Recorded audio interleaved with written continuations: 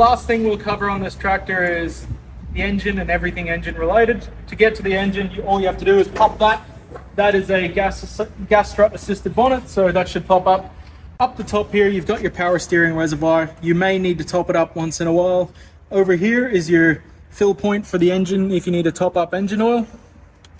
Coming down here is the fuel filter, and on top of it is actually a bleed screw that if for some reason you find that the tractor is hard to start after it's been sitting for a while and it's definitely trying to turn over because it has enough battery charge, you want to come down here and you crack this nut, you pump this a few times up and down, you'll find that bubbles will come out, and you want to keep going until fuel also comes out with the bubbles. This is the highest point in the line, so all the bubbles will naturally rise, and once you've got fuel coming out of there, you're good to go. Seal that nut back up. Down here is your oil filter, so it's quite easy to access, especially from under the tractor. When you do go to service the tractor, under the sump is a sump plug. It is the bottommost point of the engine. It's just right under there. Over here on the front axle is the fill point for the axle if you're going to service the front diff.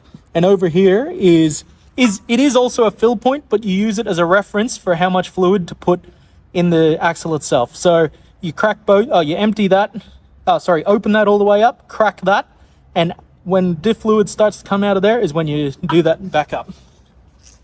So just on this side of the tractor, you've got obviously your battery here, your air filter and its housing there. You've got your radiator, top up your coolant there.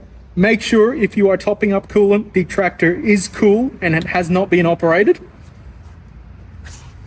Back here is your dipstick for the engine oil, should you need to check the engine oil. It's not a bad thing every few weeks, just check it out anyway.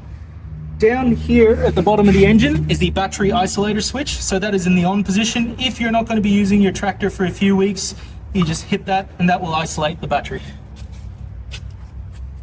So located on both sides of the chassis rail here is a safety guard for the front end loader ram. So let's say you need to store the tractor where the front end loader is above a vehicle, or you don't want it sagging over several weeks because naturally you will lose hydraulic pressure in the front end loader arm.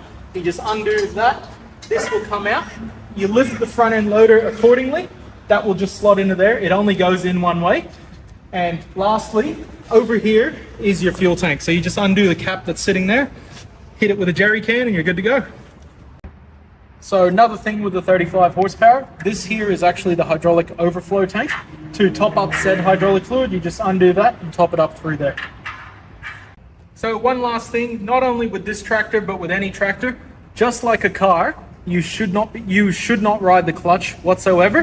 There is a bit of free play in the clutch pedal and in the brake pedal, so that number one, the clutch isn't always trying to disengage and the brakes aren't being ridden. So when possible, keep your foot off of both pedals just to extend the lifetime of your tractor.